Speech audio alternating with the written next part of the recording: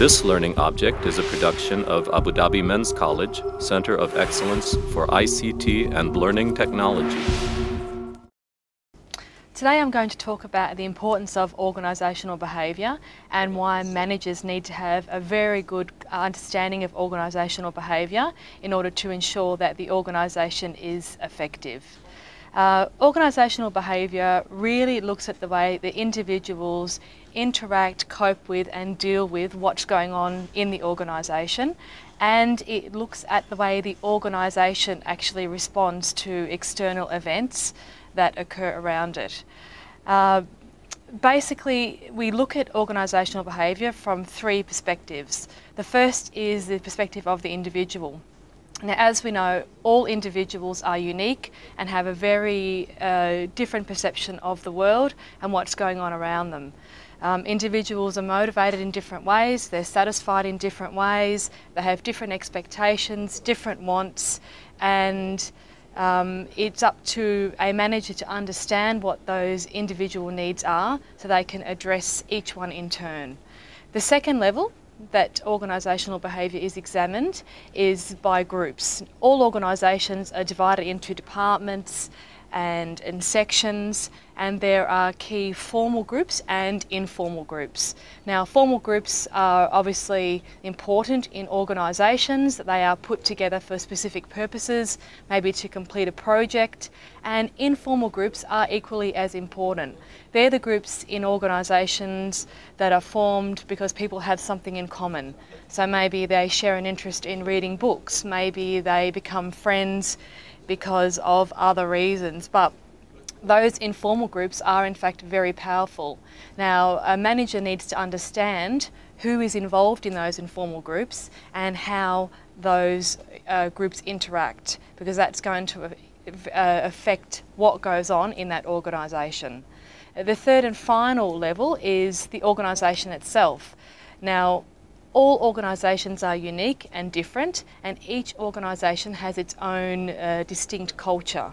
Some organisations are people focused, others are more task focused, some are completely focused on money and don't care as much about their people. Some have very formal structures, some informal. Now, whether or not people enjoy being in an organisation will depend on whether or not their value system matches the value system of the organisation. So again, a manager must look at what the organisation is and how it is perceived by its staff. Sometimes it's perceived in a positive way and other times it's perceived in a negative way.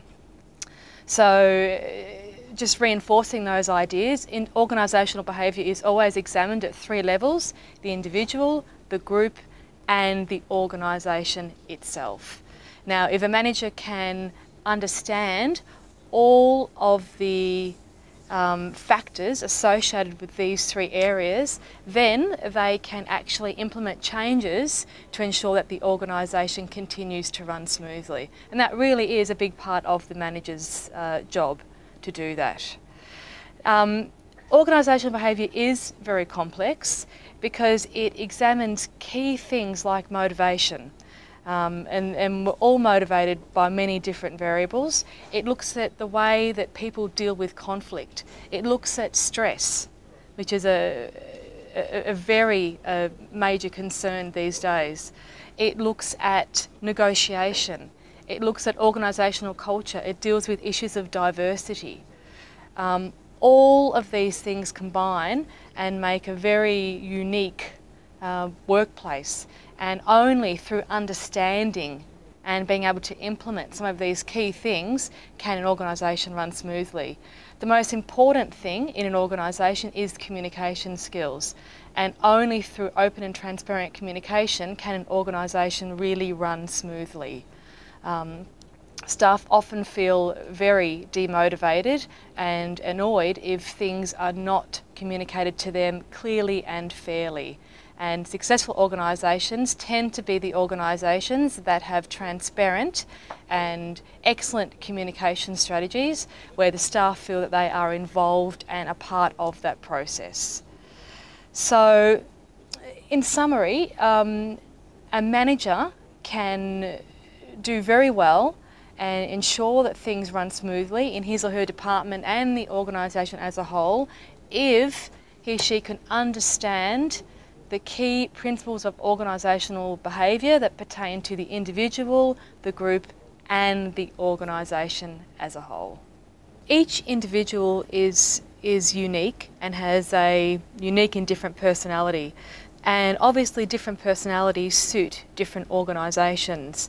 Now, organisations that are innovative and encourage change and are quite dynamic want people with those types of personality, and they fit together quite nicely. Obviously, sometimes an incorrect employment choice is made and someone's value system or personality clashes with the actual culture of the organisation and it does not work well.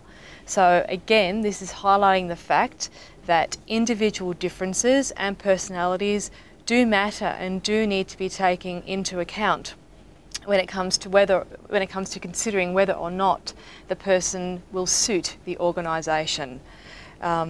If you think about personality in general, if you're an extroverted person, then you'll deal far better in social situations than if you're an introverted person, because you'd probably prefer to work alone. So obviously there's a strong link between an individual's personality and what they actually do as an occupation, and whether or not they feel comfortable in the organisation and tend to actually stay in that organisation for a substantial period, or whether it doesn't suit them. And these again are things that ensure that organisations can keep changing and responding to the environment. You need to understand yourself in order to function effectively in the workplace, and organisational behaviour looks at these very issues. So you need to know what motivates you, what matters to you, what satisfies to you, what are your values, what are your goals, how do you deal with conflict, what are your communication skills like.